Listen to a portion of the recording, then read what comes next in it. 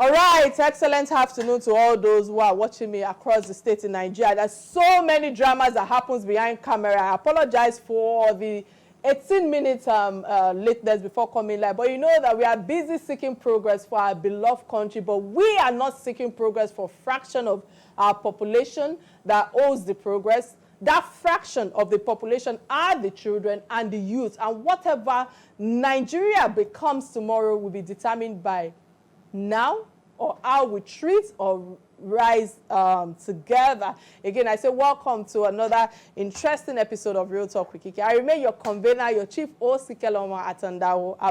I'm sure my audience was wondering, or that they've wondered why, we missed a fresh edition of Real Talk with Kike last week. I was away from work to work, or work for work. I was in Doha, Qatar for the NHN Women Conference, a unique event for womenhood when it comes to supporting causes of women and their careers. I was honored with the award by Dr. Kike, and she's the brains and power behind that beautiful event, and is a role model in her right for many women. And I want to use this opportunity to thank her for orchestrating the event that cost a fortune. Guys, words cannot put together what I experienced, and for converging outstanding and successful women such as my aunt Shafi Bello, Big Sister Adrotoye, and Auntie Betty Rabo, Sister Catherine Oyenike, Abagun, yes, Bola Abileye, Obis as well, many women, Madam Grace, Pastor Mimi. Pastor Mimi is Pastor Femi Lazarus' wife. Oh gosh, I'm so obsessed with those couples, but many more other phenomenal or extraordinary women. And I just want to say many thanks again to Daddy Henry for supporting Dr. Nkechi's vision and works, wholeheartedly when it comes to in being physically there, and of course in every other ramification. I think this is a marriage that we must celebrate. There are loads of divorces out there, but when we see good marriages, we must take time out to be intentional about celebrating a beautiful relationship or marriages. And this is one of those I can tell you that I celebrate. I had the privilege of also relaunching my books and the sale of my new book, Encounter, that speaks about governance, policy, and society. I've learned and unlearned in some certain areas of my life, and altogether, I must say that this event was a phenomenal one that I cannot forget anytime soon. Again, I say, Dr. Nkechi, many thanks, ma'am, for this excellent award, given to me by your platform, NHN. You are a special human being. I want to take this moment to say a special prayer for you. May your works continue to prosper and reach people across the globe. You are a powerful source of inspiration to me and to many other women. Thank you, Dr. Nkechi, for creating a safe platform that has enabled women, to connect and transform the pains in their path into purpose and positive career journey. I think I must hold my breath right now because I cannot tell it all, what I saw, what I experienced, what I heard. But guys, let's hear straight from what our on this section has for us today. When I return, we'll dive straight to the topic. As I stay with me, I'll be right back.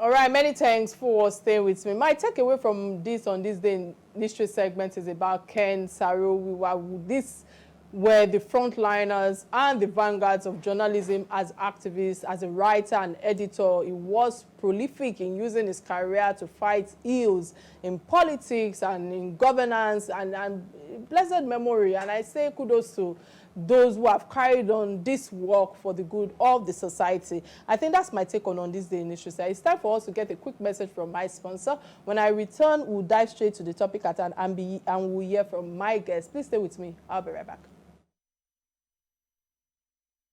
All right, many thanks for staying with me. In the high-profile case that has drawn both national and international attention, our President Bola Ahmed Tinubu has ordered the release of a group of minors facing treason charges after they were detained following protests against alleged bad governance in August. As of the news being rolled out by the media, the children were on their way to visit President Bola Ahmed Tinubu at Aso Rock Villa. Reports emerged that many of these young detainees were held in adult facility in Kuje prison, where they faced several conditions, including malnutrition and health issues, promoting outrage from human rights organizations and the public. While the president's directive to release the children has been largely welcomed, the circumstances surrounding their arrest, the severity of the charges, their treatment in custody have sparked widespread debate about the state of human rights, the legal accountability, and of course the right of the protest in Nigeria.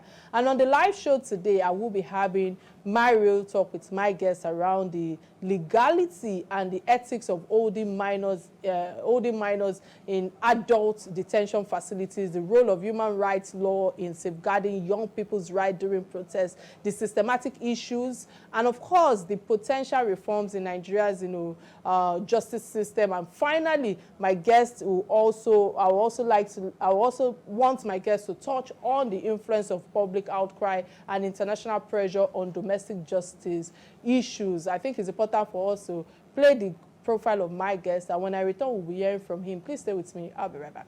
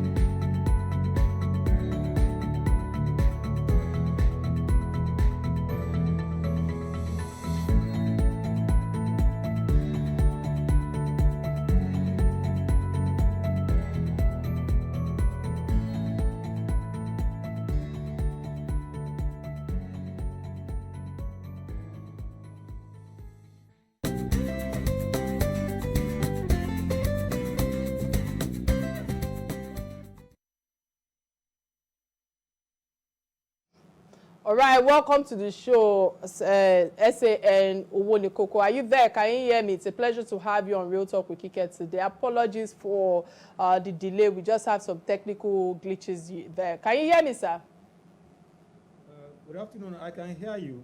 Fine. I'm live on Real Talk. Fantastic. Is it possible for you to please bring down your camera? There's a lot of headroom behind you. If you can bring down your camera a little bit so that your face can come. Yeah, fantastic. Awesome.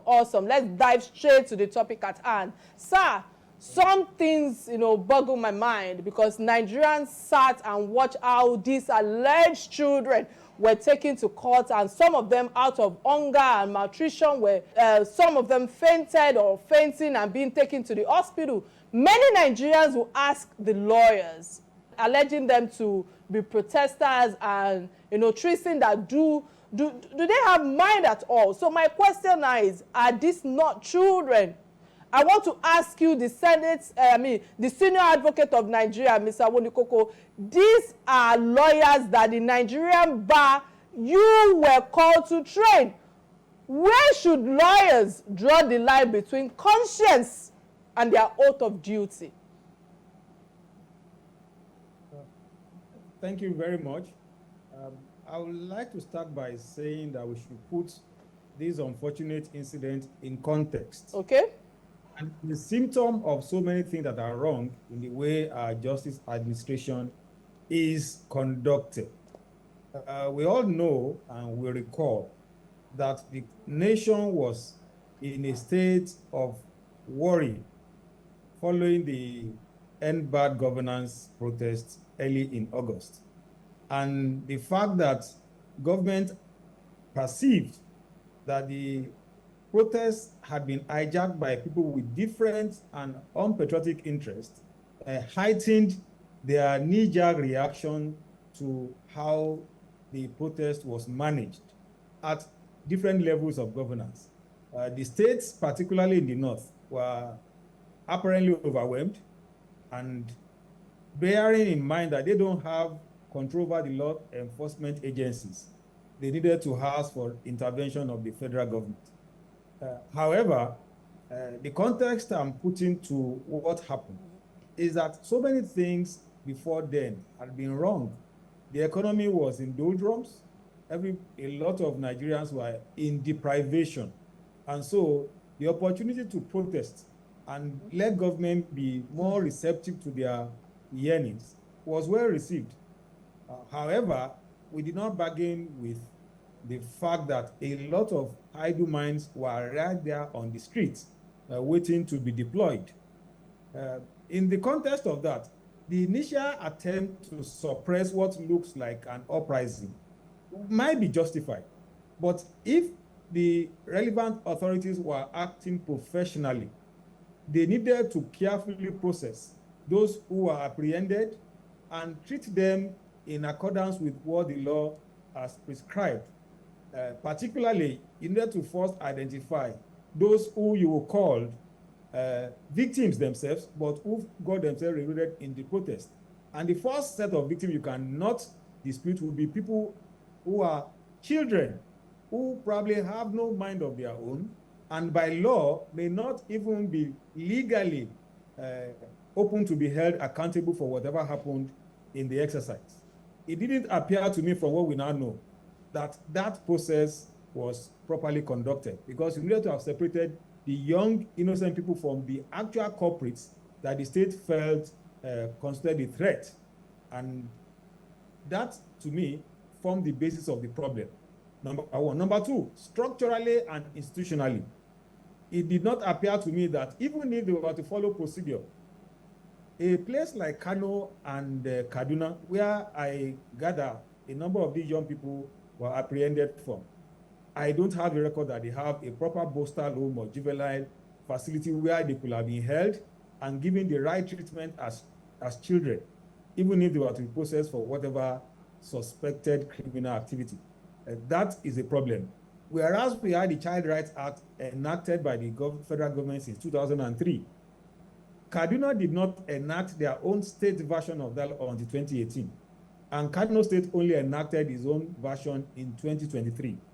That's almost 20 years after the Child Rights Act itself was enacted as a national identification and commitment to international best practices in treating young children. So that already is a problem. Two, if you arrested a young person under our law and it's suspected to have been involved in a criminal activity, the Child Rights Act imposes on the relevant security agencies to ensure that they are not interrogated without the presence of either their parents or their guardians. I do not see that this is possible to have been done where you had these children move all the way from Kano, Kaduna, wherever, to Abuja to be kept in detention facilities. And that should be the first. There must be some attempt at proper investigation before you even decide who is a right candidate for suspicion. given all what happened during that protest. If that had happened, I do not think that we'll be in this embarrassing situation, because by the time you, on your own, mere looking at some of these faces, you can presume that they are young people who fall within the category of children, young persons, all of whom ordinarily deserve special treatment even for criminal investigation.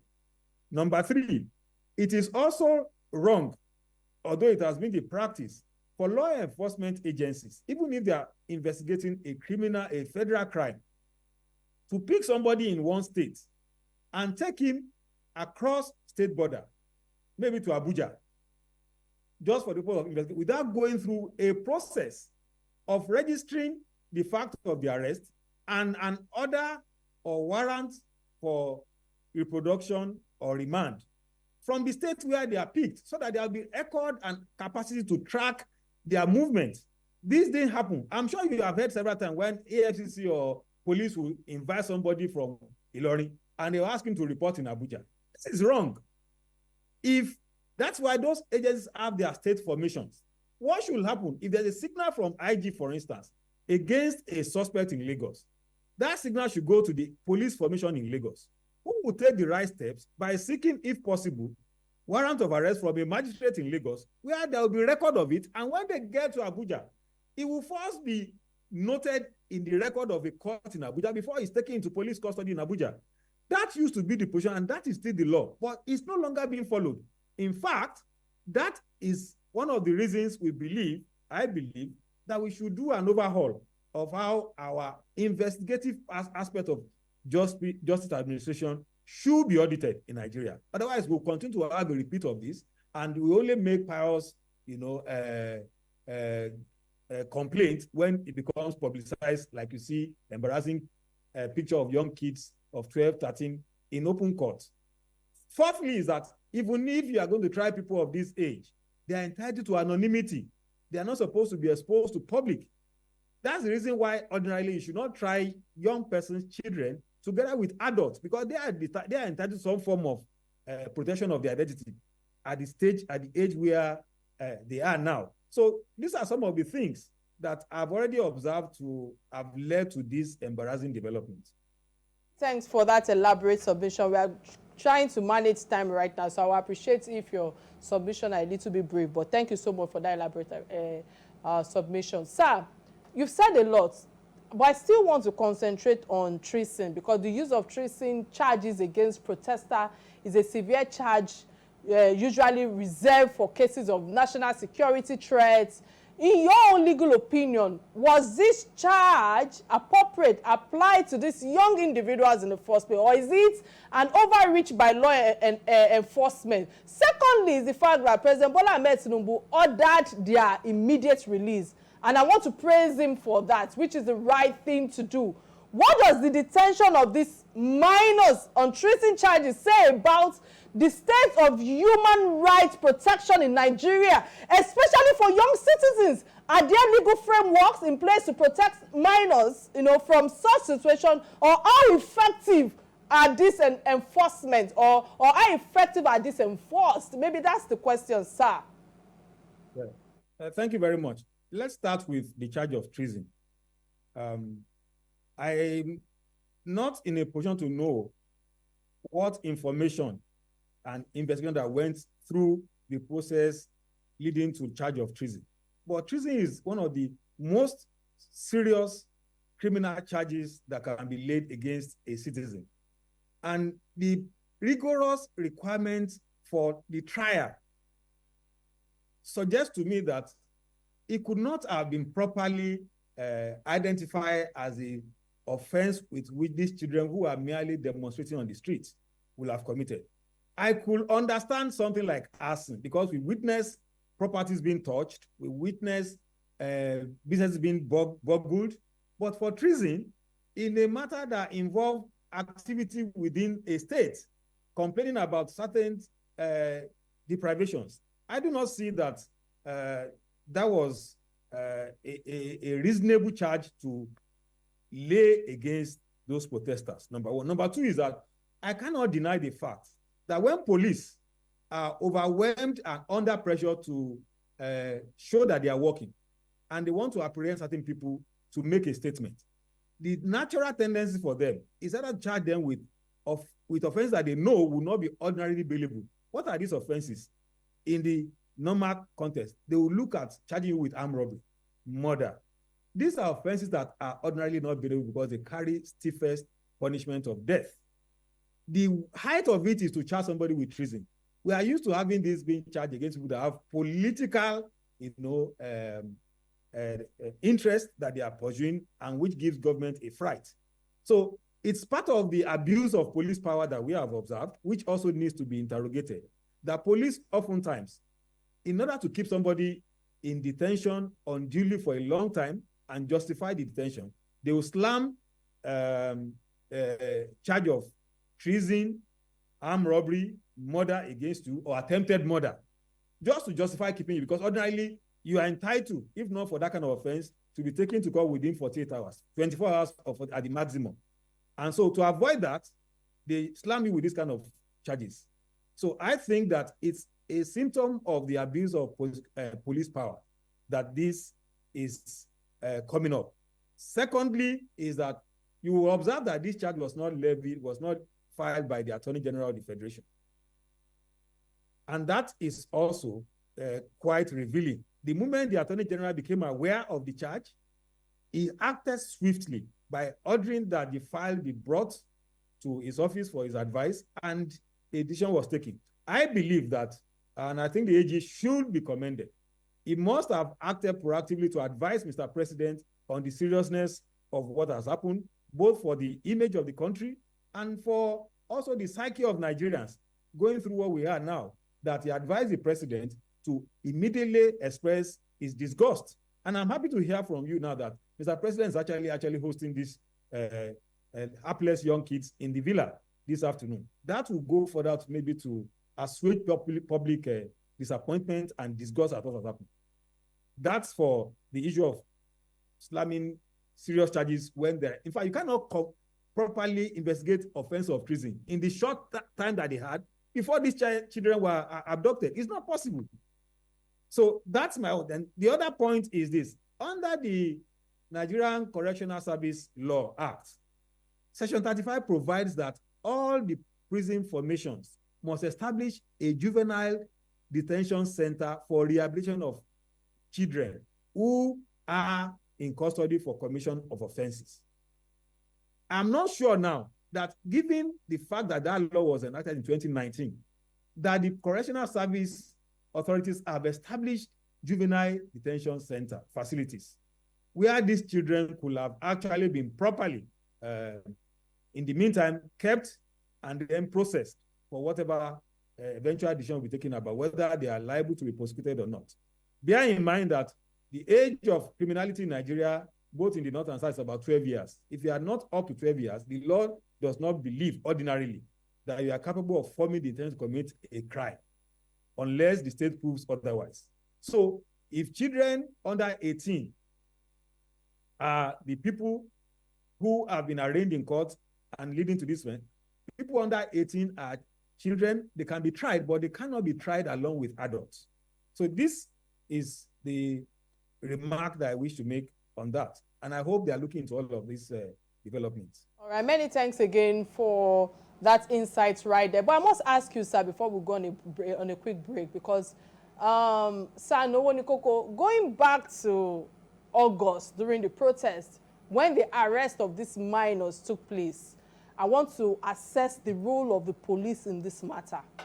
You know, can we say that these kids were used by the protesters and left to be arrested by the police, or was it the notorious way of the police arresting the wrong set of people for the wrong offenses? Yeah, I might be an extension of police in terms of relations, but I feel that I must bring this conversation to fore to find a balance, because President Bola Ahmed Tinubu has ordered an investigation into the role of law enforcement in this case. What legal steps should be taken to hold those people accountable if they were indeed violations of due process or rights in the handling of these minors? Because listening to you, sir, with all that you've shared thus far, looking at the subject of controversies from different quarters, which is the malnutrition minors in adult detention facility, I'm reporting, because reports have even indicated or indicate that these minors were detained in Kuje prison. How significant, sir, is this form of human rights perspective should we be looking at? What should Nigerians be doing to ensure proper treatment for all detainees, particularly the minors? Well, thank you very much. There are two statutory functionaries that stand indicted by these developments. One is that under the Administration of Criminal Justice Act itself, there is a provision for police monitoring units for investigating child offenders. And they are supposed to be trained to know the special requirements for proper handling of child offenders and how they can be treated. It appears to me that there's a failure on the part of that police monitoring unit established by the Administration of Criminal Justice Act. Number two, there is the Criminal Justice Administration Monitoring Committee under the same act. And it's headed in respect of Abuja by the FCT CJ, Office of Attorney General, a judge of the Federal High Court, members of some Human Rights Commission, some NGOs in the area of human rights, and a few others who are supposed to file quarterly returns in terms of their monitoring of how Administration of Criminal Justice is being conducted. Now, August to November, in my estimation, is already a quarter. I will want to reserve my comment on whether they apprehended this as a problem and maybe their report for this quarter has addressed it. I will be surprised if that is the case, because they could have proactively acted when this was spotted before the embarrassment of having to arraign these hapless children in court. So the law as we have it today actually is robust if it is given teeth, and those charged with responsibility to avoid things of this nature are living up to their billing. It appears that a number of people along the chain of police, of investigation of criminal investigation and administration, dropped the ball in this instance. And if we were in an era where the government wants to actually demonstrate to people that is fully in charge, some heads should roll. Head roll does not mean that people should be dismissed. It may mean that you have to recall some of these bodies that have been established to do this work, who have clearly derelicated in their duties. It's not enough for Mr. President for the optics to bring these children to Aso Rock, give them a few hours of fame on television, and then we go back. What's more important is, let us address the trauma these children go through and also address the weakness in the system that allowed this to happen so that it cannot be repeated. The image of the country abroad has been heavily tarnished by this incident. Even though we realize that it happens almost regularly, not all the time does it get to be exposed the way this one has happened. Thanks again for that submission right there. We'll go on a quick break, and when I return, the conversation will continue. Please stay with me. I'll be right back. This is Real Talk with Kike.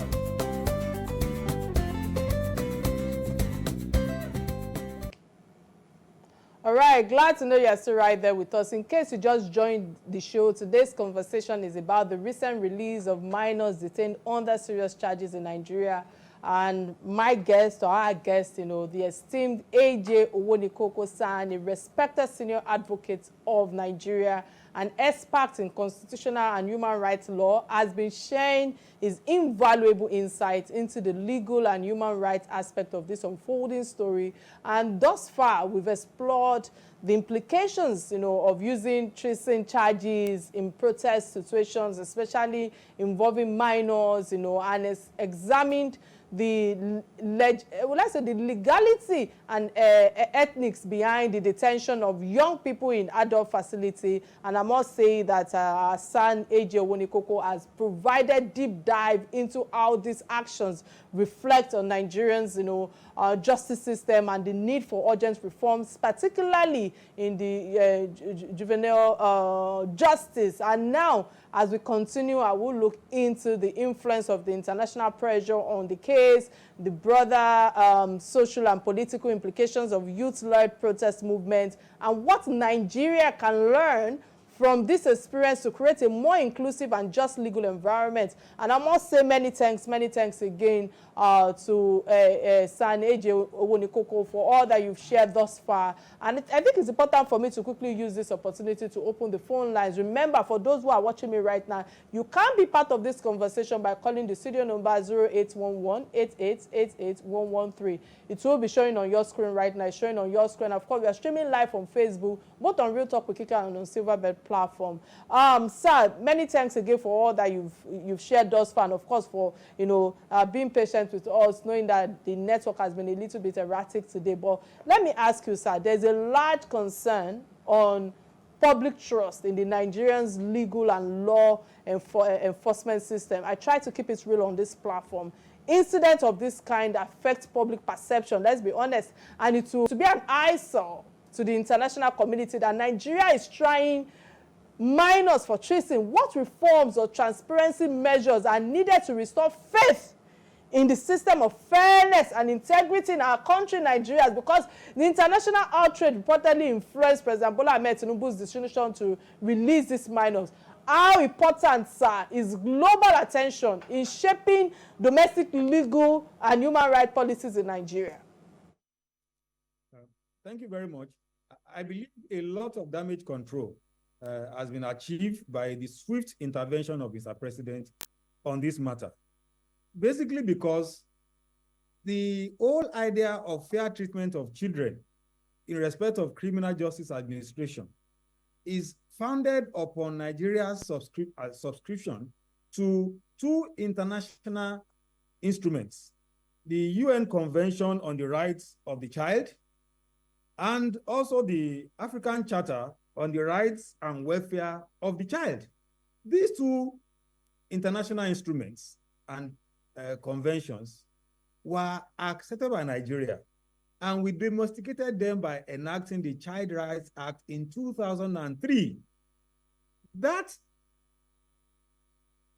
decision by Nigerian government to sign up to that level of best practice in treatment of children for their social, economic, and educational development raised Nigeria's rating internationally in terms of our compliance with human rights. And for this to happen now, the impression internationally was that maybe the law in Nigeria even allow what happened. But the reaction by the President and Attorney General has made it clear that this was an aberration. It's not something the Nigerian government or the Nigerian people ordinarily expect to happen in our own environment. So to that extent, the decision about arresting this trial immediately and withdrawing the charges is a good first step. What is more important is the remedial steps and correctional moves that the government makes to avoid a repeat or to halt the habit and practice, which you all know is rampant. The problem, however, is structural. Of all the offenses that people can stand trial in Nigeria, less than 5% are federal offenses which federal government will prosecute. Majority of them are state offenses. Even things like burglary, arson, murder are state offenses at the level of state government. So if the state government, especially those that have not yet enacted the Child Rights Act, or those who have not updated their criminal justice system by enacting equivalent of the ACJA, is still in place, it may well be that more and more of these incidents have continued to manifest. And we should, as a matter of urgency, do an audit at the level of the state government about what is missing in preventing us from actually giving teeth to our commitment to rights of children. That's very key. I expect that should happen. That message will be sent out loud and clear by Mr. President to the various state governments. And I also expect, and I trust that the Attorney General of the Federation, at the level of body of attorneys general, it will make this a very, very key issue of interest, so that the relevant laws that ordinarily, if followed, will have avoided this, can be given proper enforcement teeth. I expect that to happen. So on the whole, I pray that we learn from this, and that the country becomes the better for the lessons that this unfortunate incident has taught us. All right, many thanks again. I pray on the whole we learn from this. But the rights groups, including National Human Rights Commission, that's NHRC, and Social Economic Rights and Accountability Project, that's SERAP, amongst others, have condemned, the recent for-treason of minors who allegedly participated in the nationwide issue at hand. So what role do legal practitioners now, particularly senior advocates like you, have in holding the government accountable for human rights abuses? Because when we say that, no, we hope that we'll learn from this, what are some of the challenges and risks involved in the form of advocacy that you think that senior sons like you guys need to bring to fore, especially when it comes to reforms? What reforms would you recommend to improve Nigerians justice system? Are there specific changes needed to prevent similar cases from reoccurring in the future, sir? Thank you very much. I want to say first, the president of Nigerian Bar Association came in swiftly to put the position of the legal practitioners in the front burner in respect of how we perceive this development. So the NBA president has spoken for all of us. Two, at our individual level, I know that Mr. Femi Falana, SAN, has actually taken up the defense of these children. If not for the withdrawal of the case, I've read report of processes he has filed, and he has done a lot of advocacy in this area. Now, there are quite a number of NGOs too, and we should thank them. They actually expose and prick our conscience by letting us see what was going on in those in that courtroom. So I think that at the level of advocacy, there is not a shortage of sufficient commitment. What we probably need to interrogate is, are we deploying technology for the purpose of being able to track some of these aberrations and act, swiftly on it? I don't see, for instance, given what we have, there's supposed to be a record of all detainees in all detention facilities in terms of including their names, the nature of the offense for which they are being, and how long they've been there. This is supposed to be something that should be accessible online to the relevant government agencies, so that before it develops into embarrassment of arraigning people wrongly in court, somebody like Office of Attorney General will have apprehended this and interrogated the various agencies. You can see the power of the Attorney General. In less than 24 hours that I became aware of this, he immediately exercised his power under Section 174 of the Constitution as the chief prosecuting authority in Nigeria to apprehend and take over that case and take the right decision. So what I don't know is whether we have systems in place that allow for seamless interagency, interface, so that some of these things, before they blow out of proportion, can be nipped in the bud and prevented from blowing out to the open.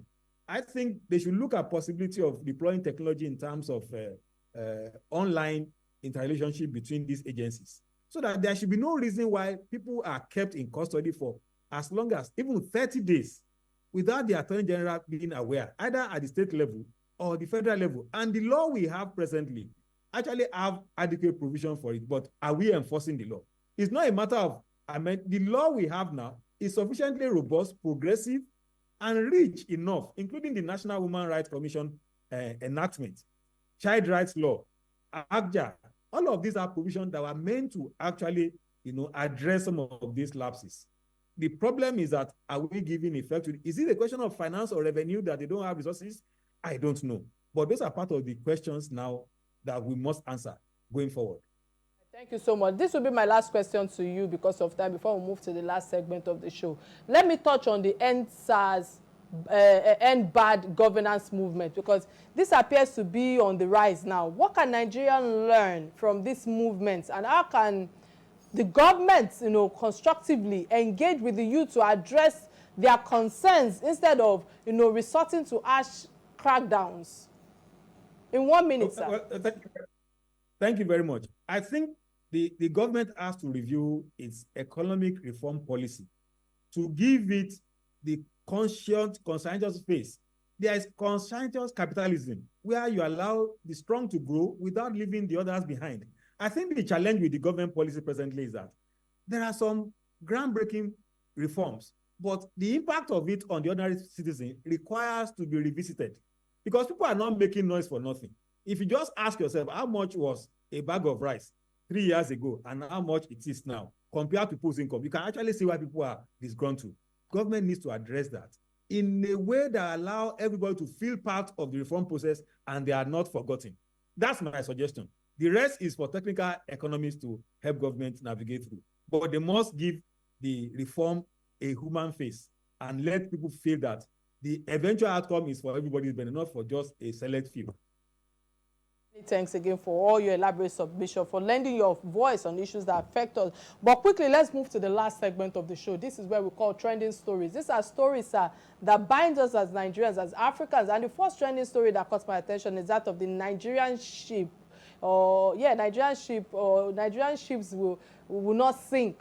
That's President Bola Ahmed Tinubu that said that. He says that Nigerian ship will not sink. And you know what? This is where I have an opinion as a host on this platform. But President Bola Ahmed Tinubu's recent swearing in of 7 new ministers shows his commitment to a resilient Nigeria amidst economic and social challenges. At the ceremony, President Bola Ahmed Tinubu emphasized that this Nigerian ship will not sink, reassuring the public of his administrations to resolve or to navigate the nation's turbulent water.